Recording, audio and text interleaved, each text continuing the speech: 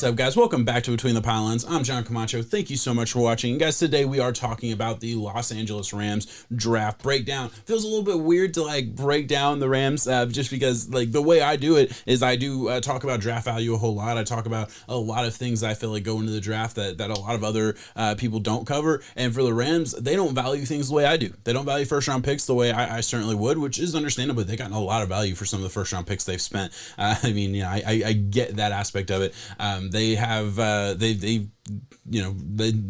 go certain directions in the second round that I just don't. We'll get to it. I'm getting ahead of myself. I'm sorry. Let's get into the Rams draft class. First, we're going to look at the entire Rams draft class here. Got started off the draft with a Tutu Atwell, then went back, got a linebacker, Ernest Jones, out of South Carolina, and then got some interesting depth pieces. Spent a 4th round pick on a Jacob Harris. They had 3 4th rounders, right? And the Rams, for all I want to say about their draft, they're a good drafting football team. For everybody who wants to talk about how they approach the draft, it's different, but I mean there's something to be said about a team that zigs when everyone else zags, right? So I get it. And hey, if you're gonna draft well, if you trust your scouts, trust your scouting process, hey, that affords you the right and the wherewithal to spend a lot of money on certain free agents and to let go of first round picks more readily than most other teams probably would, because you trust your ability to find depth in the later rounds and cheaply. So that makes a lot of sense. Attacked corner, defensive line, got another edge rusher, which I certainly think they needed. It'd be interesting seeing how those guys kind of play out. I know Bobby Brown was a guy who a lot of people that I know were certainly high on. I'm not going to talk about him today, but definitely a piece that might be very interesting. I thought Jacob Harris in the 4th was a little bit of a reach, but we're also going to talk about the other wide receiver that I thought was a little bit of a reach. But hey, let's get into it. Tutu Atwell goes 2nd round, 2nd year in a row that they draft a wide receiver in the 2nd round. Last year it was Van Jefferson, which I didn't value in the 2nd round at all. Now, Van Jefferson was a route runner, and that was kind of like my explanation. I remember doing this kind of video last year, and I talked about okay, I didn't value Van Jefferson that high. I had questions about Van Jefferson, but I at least get it. He was the best route runner in the class, and he was in the same class as Jerry Jeudy, and that was arguable. Maybe Jerry Jeudy was a better route runner, but it was close. And then you get this year, and they go a different direction, but same position with a Tutu Atwell who is just all speed, all explosiveness. There's some route running there, but it's a limited route running, limited route tree in college, limited ability to he's not really a wide receiver yet. He's an explosive weapon that's going to be used in a lot of different ways. Now, one of the things that the Rams like to do more than anybody, it seems like, is that that speed sweep with the wide receiver, right? They run so many plays off of a fake speed sweep or actually pitching it to the wide receiver, right? I mean, how many times have we seen Robert Woods make that move, Cooper Kupp make that move? I mean, so Tutu Atwell is going to fit in perfectly with that kind of scheme. Now you just wonder, is he going to develop into a pure wide receiver? Because this is a guy I thought was going to be a 4th or 5th rounder, and really I thought speed might push him into the late 3rd. That's what happened with an Anthony Schwartz, went late 3rd to the Browns. Now, granted, I think Tutu is a much better all around wide receiver than an Anthony Schwartz was, but Anthony Schwartz is a little bit straight line faster too. So we'll see what happens. Explosive as hell. I really like the player. I didn't love the value, especially for a Rams team that spent so many high picks. Last year, they spent a high pick on a wide receiver and a running back in the 2nd round, and I get that. I get that people are going to say, oh, that they may work out. Van Jefferson is still a question mark. Obviously, we saw a Josh Reynolds who pretty much kept that wide receiver 3 role all year last year. Well, Josh Reynolds with the Titans now, so Van Jefferson was, I think, was the clear, obvious, okay, he's going to fit into that number 3 role. That's what they're going to run with that. Okay, well, now they drafted another wide receiver, so was Van Jefferson a bust? And they're just admitting that early, which I don't have a problem with, right? I'm not going to judge you based on your last draft. If you missed on a wide receiver last year, get one again this year, that's fine. But just the amount of assets they're putting into one position, a little bit surprising. So that just goes into a draft value thing for me. I can't get over that. Hey, and if they hit, it doesn't matter. Obviously Cam Akers is freaking awesome. They got him in the 2nd round, and I didn't love that. I thought they could have gone other directions there. But hey, that's just my take there. But let's move on to their 3rd round pick, Ernest Jones, linebacker out of South Carolina. This is a guy who, he's good against the run, has very good pad level, very, very good hitter. I would say probably more of your 2 down linebacker, not really a guy that we see get valued very highly in the NFL anymore, just because he's more of that traditional downhill hitter than he is just a guy that I would trust in space. I thought he was very stiff, average athlete. Pursuit angles were not good. I felt like more than anything, the biggest thing that I think really comes alive when you watch him, and this is another guy, like I had to go back and watch. He wasn't really on my radar. I went back and watched him last night in preparation for this video, and I came away as like, okay, he looks uncomfortable. Like, you know what I mean? Like, and that's a tough thing to grade, and that's a tough thing to like explain specifically. But that was my biggest thing. Is like, okay, you seem like you're processing a tick slow and things like that. So for that reason, I questioned the pick in the third round. But I do get, like, I mean, if you're wanting a guy who can be your run stuffer downhill, like we need one of those type of guys. I mean, look at the division they're in. This is a pick that I think you specifically look at their division and say, hey, they're going to be good to get out of their division in the first round. I mean, like they seem like a team that should be Super Bowl bound as far as like their roster and stuff. But I would argue there's two other teams that certainly feel the same way in that same division, and one more team in the Arizona Cardinals I think are really freaking good too. I think they've built a pretty damn good roster down in Arizona. So look at that division. Okay, well, Seahawks really like to run the football as much as Russ doesn't like it. That's their main goal. 49ers, we know, is a run first football team. In Arizona, obviously you have the quarterback, and that is always an element of the run game. Now, this guy, he's not going to really have the speed to keep up with a Kyler Murray. So I don't know if that was a direct correlation there. Probably not, to be totally honest. But again, just a guy who I think is going to help you out in the run game specifically.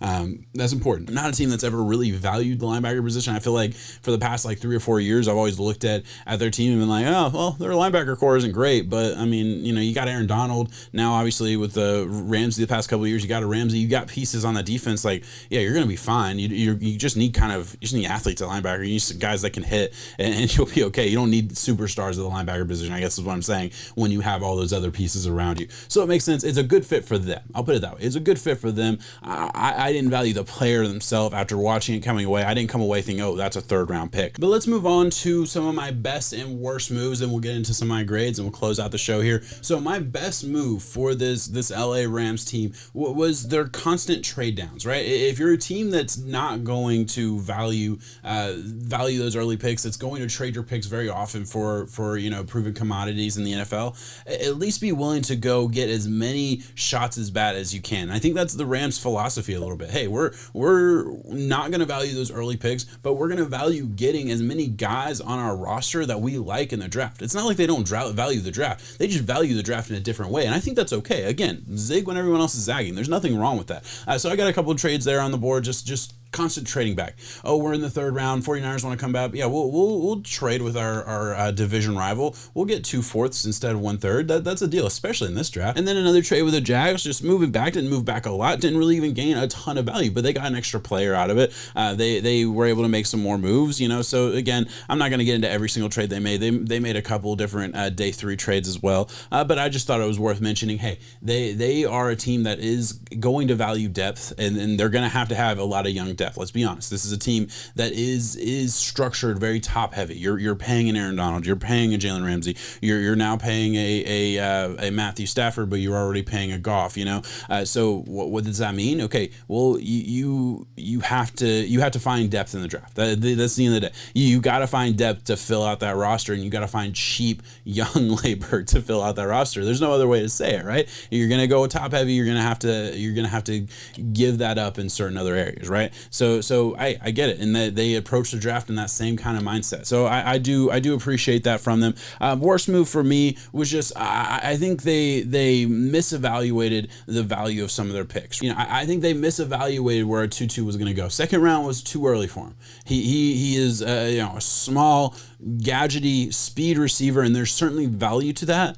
But come on, the second round, it's just there's so much room for error there with a guy who he's fast as hell, and you will have a use for him. I get it. Now again, at the end of the day, McVay probably has 10 to 12 concepts and plays drawn up and ready to go, and the only thing he needs is a piece of that offense that can truly take the top off the defense. So, and you got that done. Ernest Jones, the same kind of guy. Again, I already mentioned, I get the value for this team specifically because they do need run stuffers. They do need run support linebackers. And I'm not saying he can't can't help in passing games. I'm not saying he's completely useless against the pass. I just don't think that's where he's going to thrive. I don't think that's why you drafted him, I guess I would say. Again, but I don't think he's a guy that was going to go third round if the Rams don't take him. So that's kind of where I would go, misevaluating the value of some of the players that they got, and I think that's at least a fair point. So moving on to my grades, and I do my grades a little bit differently. I break it down into 3 different categories: players, draft value, and needs. And like I think you're kind of going to see where I'm coming with this. You're a Rams fan. I wasn't super high on this draft, but stick around to the end because I do have some very nice things to say about the Rams at the end. But before we get to that, I will talk about some of their grades. So for players, I am going to give this a B-. And listen, this is the grade where I take away everything else. I take away draft value. I take away, that was a reach or anything like that. Anything else that comes into it, like just the players that you got. Do I like the players that you got? And I do. And I'm not blown away. No, I'm not. But I do like them. I like Tutu. I like the idea of having some legit speed, because that was my biggest thing. They grabbed a Van Jefferson who was a route runner last year, but I didn't think he could separate. He couldn't separate in college, and I have questions. Is he ever going to be able to separate in the NFL? I don't know. And now route running was awesome. Route running was special. It really was. They kind of did a course correction a little bit by getting a Tutu, who, like, my last concern is separation. He can get away from just about anybody in the NFL, right? So that I like it. I get it. Moving on to draft value, D+, and the reason it's not an F, because obviously I've already talked about the value of some of the players they got and those things. But the reason it's not an F, the reason it's not like failing or anything like that, is because if you're going to embrace this, I don't value first round picks kind of mindset, which they certainly have. I mean, we all have seen Rams fans don't get excited for the draft, right? I doubt this video is going to do super awesome. Let's just say it like that, just because what Rams fan even cares what their draft is? Like they care about the big trades and what happens on Sundays, right? And that's what football's all about, right? But anyway, if you're going to embrace that kind of strategy, right, at least be willing to trade back at every single opportunity, get as many shots at bat as you can, right? Get as many swings of the bat. That percentage definitely goes down as far as hits when you get into the day 3 picks and all that. Who cares? They trust their scouting department. They trust what they can do in those later rounds. And hey, if they feel like it's worked for them, I mean, they've been perennial playoff contenders. They went to the Super Bowl once, so it's not like it's not working. So hey, we'll see what happens there. And overall, obviously, didn't love the value, but I at least get it, I guess. And then needs, I'm giving it a C. I didn't think wide receiver was a need. I certainly didn't. And granted, okay, maybe they see more of Van Jefferson than I did. I wasn't blown away in the limited view I got of him, but to be honest, he was the 4th string wide receiver on that team, so I didn't see a ton of Van Jefferson last year. I saw a lot more Josh Reynolds than I did see Van Jefferson. So, obviously they know better than me. But hey, it is what it is. I guess, obviously linebacker I certainly thought was a need. They did need another defensive lineman. They got one in the 4th round to go alongside of an Aaron Donald. I did think, hey, cornerback 2 could be an issue. They got one in the 4th round.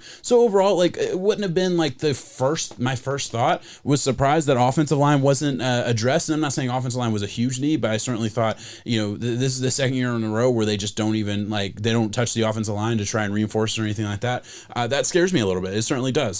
So it is what it is. But yeah, C, not I'm not mad about it or anything, but I certainly thought it could have been better and could have gone other directions, I guess I would say. But guys, at the end of the day, and I've kind of said some negative things here, and I want to just be clear, this is a Super Bowl contending football team. The second Matthew Stafford was put on that team with all the weapons they have around him, with Sean McVay, who has proven to not only be a good play caller and all these other things, but to be able to develop and grow and kind of be able to kind of tweak his offense in different ways. Every year it seems like they're adding new concepts and new folds to what they want to do offensively, and I love that. I love the fact that he's not just resting on his laurels a little bit with that same kind of basic concept. And granted, at the end of the day, they're going to be run first, play action pass, or that's going to be the fundamentals of their way they want to play offense and their identity, I guess. But the fact that they add to it every year, I'm saying all that to say,